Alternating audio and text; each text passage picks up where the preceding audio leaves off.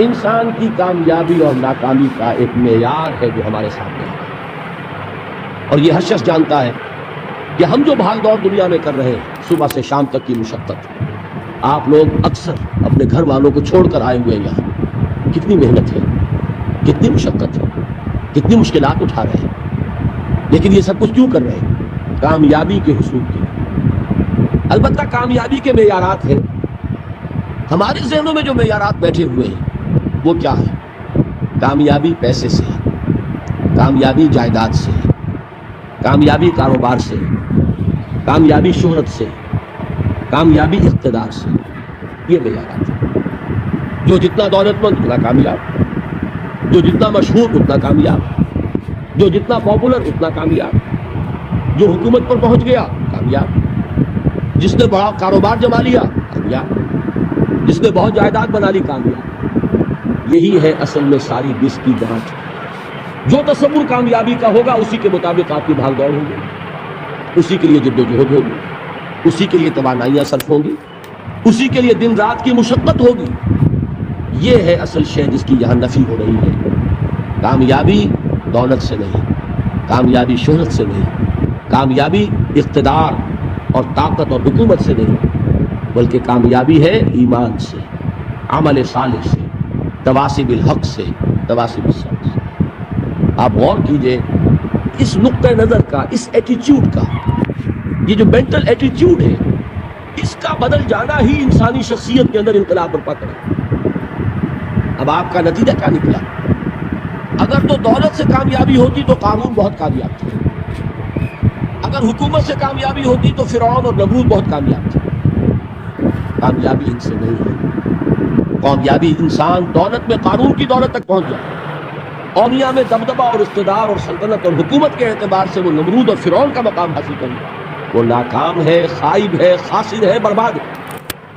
اور ابو ذر غفاری کامیاب ہے، چاہے ان کے پاس کچھ نہیں، جھونپڑی تک نہیں تھی، کوئی گھر نہیں۔ حضور نے فرمایا ہے اللہ کے کچھ بندے ایسے ہوتے ہیں جو کسی محفل میں جانا چاہیں تو انہیں اجازت نہ ملے، جو کہیں اگر رشتہ کرنا چاہے کوئی ان سے رشتہ کرنے کو تیار، کہیں کوئی سفارش کرنا چاہے تو ان کی کوئی بات ہی نہ سنے، لیکن اللہ کے ہاں ان کا وہ مقام ہے کہ اگر بھولے سے بھی کسی بات پر قسم کھا بیٹھتے ہیں تو اللہ ان کی قسم کی لاج رکھتا ہے۔ یہ ہے فرق، یہ جان لیجیے اچھی طرح۔ اس بات کا مان لینا آسان، اس پر سبحان اللہ کہنا آسان، لیکن اس کے مطابق آپ کے اپنے ذہن کا بدل جانا بہت مشکل، اس لیے کہ ہم متاثر ہوتے ہیں اپنے ماحول سے۔ وہ بڑا محل ہے، دیکھ کر ایک دفعہ جھجری آتی، وہ بڑی سی 20 فٹ لمبی کار سناٹے کے ساتھ آپ کے پاس سے گزر گئی۔ ایک دفعہ اعصاب کے اندر ارتعاش ہوتا ہے، محسوس ہوتا ہے بڑے یہ نصیبے والے لوگ ہیں، بڑے خوش نصیب، بڑے کامیاب، حالانکہ کچھ معلوم نہیں کہ یہی سب سے بڑی بد نصیبی ہے، ہو سکتا ہے کہ یہی سب سے بڑی ناکامی ہے۔ اگر ذہنوں میں یہ بات بیٹھ جائے کامیابی کس ہے، یہی وجہ دیکھیے قرآن مجید میں بارہا آپ دیکھیں اولئک هم المفلحون، یہ ہے لوگ کامیاب ہو گئے۔ آج یہ آپ نے نماز میں وہ آیات سنی، یا ایھا الذین آمنوا ارکعوا واسجدوا واعبدوا ربکم وافعلوا الخیر لعلکم تفلحون۔ اے ایمان والو، رکوع کرو، سجدہ کرو، اپنے رب کی پرستش اور بندگی کرو اور اچھے کام کرو تاکہ تم کامیاب ہو جاؤ۔ تو کامیابی کن چیزوں سے ہے؟ یہ ہے سب سے بڑا سبق۔ یہ ہمارے دل میں اگر بات بیٹھ جائے، چھپ جائے، تو زندگی بدل جائے گی، صبح و شام بدل جائیں گے، نقشے بدل جائیں گے، بھاگ دوڑ کا رنگ بدل جائے گا، ویلیو سٹرکچر بدل جائے گا۔ آج وہ ایک چیز نہایت اہم نظر آ رہی ہے، کل نہایت غیر اہم نظر آئے گی۔ جیسے کہ حضور کی حدیث ہے مالی ولی دنیا، مجھے تمہاری اس دنیا سے کیا سروکار، انما مثلی کراکب استظل تحت شجرۃ ثم راح فترکها، میری مثال تو اس سوار کی سی ہے جو تھوڑی دیر کے لیے ایک درخت کے سائے میں ٹھہرتا ہے سستانے کے لیے، پھر وہ اپنا راستہ لیتا ہے، اسے اس درخت سے مستقل تعلق اس کا نہیں، وہ اس کا گھر نہیں، وہ اس کی منزل نہیں۔ اسی طرح یہ دنیا میرا گھر نہیں ہے۔ اب دیکھیے ہم کہتے ہیں انا للہ و انا الیہ راجعون، ہم تو مسافر ہیں، ہم اللہ کے پاس سے آئے، اللہ کی طرف ہمیں لوٹ جانا ہے۔ کن فی الدنیا کانک غریب و عابر سبیل، حضور فرماتے ہیں دنیا میں ایسے رہو جیسے کہ تم اجنبی ہو یا راہ چلتے مسافر ہو۔ لیکن یہ طرز عمل کب ہوگا؟ جبکہ یہ آیت ہمارے ذہنوں کے اندر بیٹھ گئی ہو، والعصر ان الانسان لفی خسر الا الذین آمنوا وعملوا الصالحات وتواصوا بالحق وتواصوا بالصبر۔ یہ ہے اصل بات جو میں نے عرض کیا تھا کہ میں بتاؤں گا صحابہ کیوں ایک دوسرے کو یاد دلاتے تھے۔ اس لیے کہ دیکھیے جیسے برف باری اگر ہو رہی ہو، آپ باہر نکلیں گے تو برف آپ کے کپڑوں پر جم جاتی ہے، تو آپ جھٹکتے ہیں کپڑوں کو تاکہ برف ہٹ جائے۔ ہمارے ایمان پر اس دنیا میں رہتے ہوئے جب ہم متاثر ہوتے ہیں ماحول سے تو گردہ آ جاتا ہے، برف پڑ جاتی ہے، اس کو جھٹکتے رہنے کی ضرورت ہے، اور وہ جھٹکنے کی بہترین اور مؤثر ترین شکل یہی ہے کہ یاد رکھو کامیابی ان چیزوں سے نہیں ہے۔ چمک دمک جو ہے دنیا کی، یہ ساری چمک دمک جو تمہیں رجھا رہی ہے، جو تمہیں اپنے اندر گم کیے، یہ لفظ گم پر اقبال کا وہ شعر یاد آ گیا کہ کافر کی یہ پہچان کے آفاق میں گم، اور مومن کی یہ پہچان کے گم اس میں ہے آفاق۔ تم گم نہ ہو کر رہ جاؤ، اس میں مبہوت نہ ہو کر رہ جاؤ، مرعوب نہ ہو کر رہ جاؤ، دنیا ہی کی محبت تمہارے اوپر ڈیرے نہ ڈالے، تمہارے دلوں کے اوپر مسلط نہ ہو جائے۔ لہذا تازہ کرتے رہا کرو، والعصر ان الانسان لفی خسر الا الذین آمنوا وعملوا الصالحات وتواصوا بالحق وتواصوا بالصبر۔ پھر یاد کر لو، پھر تازہ کر لو اپنے اس یقین کو کہ کامیابی دولت سے نہیں، کامیابی ثروت سے نہیں، کامیابی اقتدار سے نہیں، کامیابی شہرت سے نہیں، کامیابی جائیداد سے نہیں، کامیابی ہے ایمان سے، کامیابی ہے عمل صالح سے، کامیابی ہے تواصی بالحق سے، کامیابی ہے تواصی بالصبر سے۔ یہ چار چیزیں ہیں کہ جو کامیابی کے لوازم ہیں۔ پہلی بات یہ سمجھ میں آئی۔ دوسری بات، یہاں کامیابی کا اعلیٰ معیار نہیں بیان کیا جا رہا بلکہ اس کا کم سے کم معیار بیان کیا جا رہا۔ میں ذرا توجہ دلاؤں گا اس بات کی طرف، سطحی طور پر ذرا ہو سکتا ہے اس میں کوئی مغالطہ پیش جائے، تقابل کیجئے ذرا۔ ایک سورۃ العصر ہے، والعصر ان الانسان لفی خسر الا الذین آمنوا وعملوا الصالحات وتواصوا بالحق وتواصوا بالصبر۔ ایک سورۃ التین ہے، والتین والزیتون وطور سینین وہذا البلد الامین لقد خلقنا الانسان فی احسن تقویم ثم رددناہ اسفل سافلین الا الذین آمنوا وعملوا الصالحات فلہم اجر غیر ممنون۔ اب ان کا تقابل کیجیے۔ سورۃ العصر یہ بتا رہی ہے کہ سب لوگ تباہی میں ہیں سوائے ان کے جو چار شرطیں پوری کریں۔ سورۃ التین میں اول تو صرف دو شرطیں بیان ہوئی، دو بیان نہیں ہوئی، کام ہلکا ہو گیا نا، آسان ہو گیا۔ یہاں چار ہیں، ایمان، عمل صالح، تواصی بالحق، تواصی بالصبر۔ وہاں ہے ایمان اور عمل صالح صرف۔ نمبر دو یہ کہ وہاں فرمایا گیا فَلَهُمْ أَجْرٌ غَيْرُ مَمْنُونٍ، ان کے لیے تو بہت بڑا اجر ہے جس کا سلسلہ کبھی منقطع نہیں ہوگا۔ اور یہاں کہا جا رہا ہے وہ کامیابی ناکامی سے بچ جائیں گے۔ مستثنیٰ ہے کس سے؟ ان الانسان لفی خسر۔ یہ بالکل ایسے ہی ہے جیسے کہ کسی کو آپ بچے کو، طالب علم کو کہیں محنت کرو، کوشش کرو، فرسٹ ڈویژن میں پاس ہو جاؤ، اور کسی سے آپ یہ کہیں کہ محنت کرو، کوشش کرو ورنہ فیل ہو جاؤ۔ اب ان دونوں کے درمیان جو فرق ہے وہی فرق ہے سورۃ التین میں اور وہ اور سورۃ العصر۔ سورۃ العصر ناکامی سے استثناء کو بیان کرتی ہے اور وہاں چار شرطیں ہیں، اور سورۃ التین یہ اعلیٰ درجات کا بیان ہو رہا ہے، دو شرطیں ہیں۔ اس کو قرآن مجید کی اصطلاحات سے بھی اللہ کرے کہ آپ واقف ہو جائیں۔ ایک کو ہم کہیں گے کہ ایک پر انذار کا رنگ ہے اور دوسرے پر تبشیر کا رنگ۔ یہ دو الفاظ بارہا آپ نے پڑھے ہوں۔ سورہ بنی اسرائیل میں فرمایا حضور سے مخاطب ہو کر وَمَا أَرْسَلْنَاكَ إِلَّا مُبَشِّرًا وَنَذِيرًا، اے نبی ہم نے نہیں بھیجا آپ کو مگر بشارت دینے والا اور خبردار کرنے والا بنا کر۔ سورہ کہف میں جمع کے صیغے میں آیا وَمَا نُرْسِلُ الْمُرْسَلِينَ إِلَّا مُبَشِّرِينَ وَمُنذِرِينَ، ہم نہیں بھیجتے رہے اپنے رسولوں کو مگر مبشر اور نذیر بنا کر۔ حضور کے بارے میں فرمایا اِنَّا أَرْسَلْنَاكَ شَاهِدًا وَمُبَشِّرًا وَنَذِيرًا۔ جمع کے صیغے میں سورہ نساء میں فرمایا رسلا مبشرین ومنذرین لئلا یکون للناس علی اللہ حجۃ بعد الرسل وکان اللہ عزیزا حکیما۔ ایک ہے ابشار، بشارت دینا، ایک ہے انذار، خبردار کرنا۔ اور آپ کو معلوم ہے کہ کسی بھی تربیت کے اندر ان دونوں چیزوں کی ضرورت ہے۔ کبھی ایسا ہوتا ہے کہ ڈانٹ ڈپٹ کی ضرورت پیش آتی ہے، دھمکی کی ضرورت پیش آتی ہے، باز آ جاؤ، اپنے رویے کو درست کرو ورنہ پکڑ ہوگی، سزا ملے گی۔ کبھی آپ شاباش دیتے ہیں، ہمت کرو، گھبراؤ نہیں، تمہارے اندر صلاحیت ہے، مایوس نہ ہو، ہمت تمہاری کیوں جواب دے رہی ہے، تم بڑے ذہین ہو، محنت کرو، بڑے اعلیٰ درجات ملے۔ قرآن مجید میں یہ دونوں رنگ ہیں جو اختیار کیے، ایک تبشیر کا رنگ ہے، ایک انذار کا رنگ۔ سورۃ العصر میں انذار کا رنگ ہے، خبردار تمام انسان ہلاکت اور بربادی کا نوالا بننے والے ہیں سوائے ان کے جو 4 شرطیں پوری کریں، الا الذین آمنوا وعملوا الصالحات وتواصوا بالحق وتواصوا بالصبر۔ تو معلوم یہ ہوا کہ یہ کامیابی کے جو منیمم پری ریکویزٹس، مجھ سے کہا گیا کہ انگریزی کے الفاظ کا فوراً ترجمہ کر دیا کرو، اور میں کر دیتا ہوں۔ اصل میں مغالطہ آپ کو یہ ہوتا ہے میں ترجمہ کہہ کے نہیں کرتا، لیکن اس کے بعد میں فوراً اردو کا مترادف جو ہے وہ لے آتا ہوں، لیکن میں اس لیے استعمال کرتا ہوں انگریزی اصطلاحات، جیسا کہ میں نے عرض کیا تھا کہ میرے اصل مخاطب ہے جدید تعلیم یافتہ لوگ، اور جدید تعلیم یافتہ لوگوں کا کمیونیکیشن جو ہے، ابلاغ، وہ ان انگریزی اصطلاحات کے ذریعے سے زیادہ بہتر اور صحیح طریقہ ہے، ورنہ وہ بات سمجھیں گے نہیں، اسی لفظ ابلاغ کو وہ نہیں سمجھیں گے اور کمیونیکیشن کو سمجھ لیں گے۔ یہ ہے اصل میں ساری مصیبت کے جو اس وقت ہمارے سامنے ہے، اس لیے یہ الفاظ ہم استعمال کرتے ہیں۔ تو میں یہ کیا عرض کر رہا تھا کہ در حقیقت ان الانسان لفی خسر الا الذین آمنوا وعملوا الصالحات وتواصوا بالحق وتواصوا بالصبر۔ یہ منیمم پری ریکویزٹس ہیں، کم سے کم لوازم ہیں نجات کے، ان سے کم تر پر نجات کا کوئی سوال نہیں۔ اس لیے کہ قسم کھا کر اللہ فرما رہا ہے، زمانے کی قسم ہے، تمام انسان خسارے میں ہے سوائے ان کے جو 4 شرطیں پوری کریں۔ تو تیسری چیز ذہن میں یہ رکھیے، یہ 4 شرطیں لازم ہیں، یہ بہت اہم نکتہ ہے۔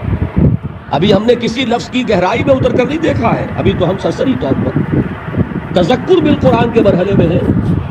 پہلی بات کیا معلوم ہوئی، اس میں کامیابی اور ناکامی کا ایک معیار سامنے آیا، ٹھیک۔ نمبر 2، یہ کامیابی کے کم سے کم شرائط کا معیار، منیمم ریکوائرمنٹس۔ میں نے ایک مرتبہ ایک کسی کالج لاہور میں جب تقریر کی سورۃ العصر پر، تو طلباء کے ذہن کی مناسبت کے اعتبار سے کہا کہ بھائی یہ فرسٹ ڈویژن کا بیان نہیں ہے، یہ 3rd ڈویژن میں کامیابی کا بیان، اس سے کم تر پر فیلیور ہے، اس لیے کہ فرمایا گیا والعصر ان الانسان لفی خسر الا الذین آمنوا وعملوا الصالحات وتواصوا بالحق وتواصوا بالصبر۔ اسی کو میں نے اس وقت آپ کے سامنے رکھا کہ اس پر انذار کا رنگ ہے، خبردار کرنے کا انداز ہے، زجر کا، ڈانٹ ڈپٹ کا انداز ہے کہ اگر کامیابی چاہتے ہو تو یہ 4 شرطیں پوری کر دو۔ اب تیسری بات جو عرض کر رہا ہوں یہ اہم ترین ہے کہ یہ 4 شرطیں لازم ہیں۔ اگر اللہ تعالیٰ نے کامیابی کے لیے 4 شرطیں بیان کی ہو تو سوچئے، کیا مجھے یہ اختیار ہے کہ ان میں سے 1 کم کر دوں، 2 کم کر دوں، 3 کم کر دوں؟ کس کو اختیار ہے؟ اللہ کے بیان کردہ کسی چیز میں اختیار؟ یہ تو حضور سے کہا گیا تھا، سورہ یونس میں ہے، مطالبہ کیا مطالبہ کرنے والوں نے، ایت بقرآن غیر ھذا وبدلہ، اے محمد صلی اللہ علیہ وسلم یہ قرآن بہت ریجڈ ہے، بہت سخت ہے، ان کمپرومائزنگ ہے، یہ کہیں بھی کوئی روح رعایت کرنے کو تیار نہیں ہے، تو ہمارا اور آپ کا معاملہ نہیں ہو سکتا اس قرآن پر، اس قرآن میں کوئی ترمیم کیجئے یا کوئی اور قرآن لائیے۔ تو حضور سے کیا کہلوایا گیا، قل ما یکون لی ان ابدلہ من تلقاء نفسی ان اتبع الا ما یوحی الی، اے نبی ان سے کہہ دیجئے میرے لیے ہرگز ممکن نہیں ہے کہ میں اس قرآن میں اپنے جی سے کوئی ترمیم کروں، کوئی تبدیلی کروں، میں تو خود پابند ہوں اس کا جو مجھ پر وحی کیا جاتا ہے، سب سے پہلے میں خود اس پر عمل کرنے والا ہوں، میں خود اس کا پابند ہوں۔ تو غور کیجئے، قرآن بیان کر رہا ہے کہ 4 شرطیں ہیں نجات کی، اور آپ کے دل میں یہ بات بٹھا دی گئی ہے صرف کلمہ گو ہونا نجات کے لیے کافی ہے، صرف ایمان سے نجات ہو جائے۔ یہ بات جو ہے ذہن میں رکھیے، ایک نجات وہ ہے جو ہزار برس تک جہنم میں کوئلہ بننے کے بعد نجات ہوگا، اس نجات کی بات نہیں کرتا، وہ نجات تو ملے گی آپ کو یقیناً۔ جس شخص کے دل میں رائی کے دانے کے برابر بھی ایمان ہوگا، وہ اپنے اعمال کی، اپنے کرتوتوں کی سزا بھگت کر بالآخر جنت کے اندر داخل کیا جائے گا، جہنم سے نکالا جائے گا، اور نکالا جائے گا تو اس وقت حال کیا ہوگا، جیسے جلا ہوا کوئلہ، اس کے سوا کچھ نہیں۔ حدیث میں اس کی شرح آئی ہے۔ لیکن یہ نجات نہیں، نجات وہ کہ جو اللہ تعالیٰ میدان حشر ہی میں ہماری مغفرت کا اعلان فرمائے، اللہ تعالیٰ اول محلے میں ہمیں جنت میں داخل فرمائے، اس نجات کی بات کریں۔ وہ نجات جان لیجئے محض کلمہ گو ہونے کی بدولت نہیں ملے گی، اس نجات کے لیے شرط اول ایمان، شرط دوم عمل صالح، شرط ثالث تواصی بالحق، اور چوتھی شرط تواصی بالصبر۔ یہ قرآن کا بیان ہے، یہ کسی انسان کا کلام نہیں ہے کہ اس میں ترمیم کی جا سکے۔ 4 شرطیں پوری ہوں گی تو نجات ہوگی، اور اگر ان میں سے کوئی ایک، میں اس کی ایک سادہ سی مثال بھی دیا کرتا ہوں، بہت سمپل، سادہ مثالوں سے بات واضح ہو جائے کرتی۔ آپ کسی حکیم کے پاس گئے، اس نے آپ کی نبض دیکھی، نسخہ لکھ دیا، 4 دوائیں لکھ دی، یہ اتنے ماشے اور یہ اتنے تولے، یہ فلاں، یہ اتنی، بھائی 4 دوائیں ہیں، استعمال کرو۔ اب آپ نے آیا ایک اس میں سے نکال دی، 3 رکھ لی، یا 2 نکال دی، 2 استعمال کر لی، تو یہ نسخہ کس کا کہلائے گا؟ یہ اس حکیم کا نسخہ نہیں ہے، یہ آپ کا اپنا نسخہ ہے۔ ہو سکتا ہے یہ نسخہ شفا نہ رہے، نسخہ ہلاکت بن جائے، اس لیے کہ آپ کو معلوم ہے ہر شخص جو نسخہ لکھتا ہے وہ جانتا ہے۔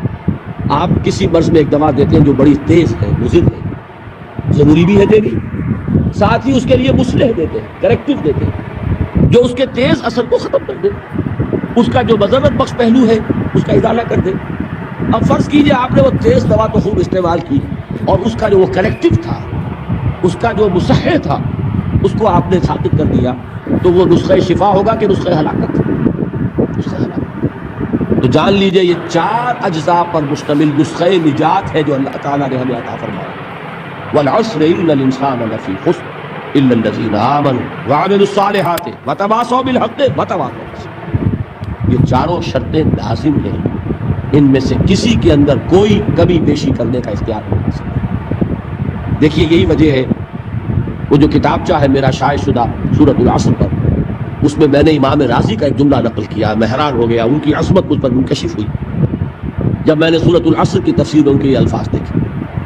امام رازی کی بات یہ ہے، اگرچہ کچھ لوگ ان سے بدظن بھی ہیں، کچھ حضرات نے یہ جملہ بھی کس دیا ہے تفسیر رازی کے بارے میں، فیہ کل شیء الا القرآن، لیکن یہ ہے کچھ اہل علم کی اندر کی باتیں آپس کی۔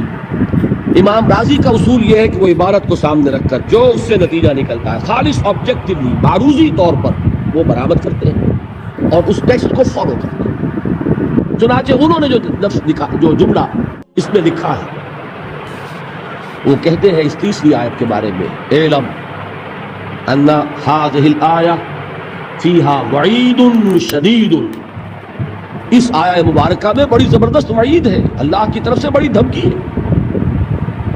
کیوں؟ اس لیے کہ اس نے یہ طے کر دیا، اس نے یہ بات واضح کر دی ہے، لأنها حکم بالخسار على جميع الناس الا من كان آتيا بهذه الاشیاء الاربعة وهي الايمان والعمل الصالح والتواصي بالحق والتواصي بالصبر، ودل ذلك ان نجات معلقۃ بمجموع هذه الاشیاء۔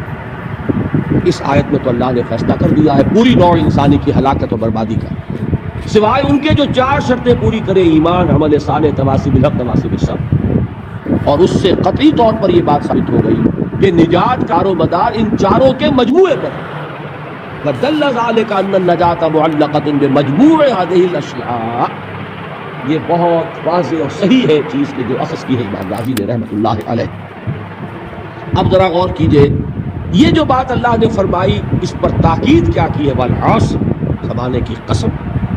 ویسے تو اللہ تعالیٰ بغیر قسم کھائے بھی جو بات فرمائے مستند ہے ان کا فرمایا ہوا، کسی شک و شبے کی گنجائش نہیں، لیکن جہاں اللہ تعالیٰ کسی بات پر چاہتا ہے زور دینا، کسی بات پر چاہتا ہے کہ تمہیں پختہ یقین ہو جائے، وہاں وہ قسم کھا کر کہتا ہے والعصر ان الانسان لفی خسر الا الذین آمنوا وعملوا الصالحات وتواصوا بالحق وتواصوا بالصبر۔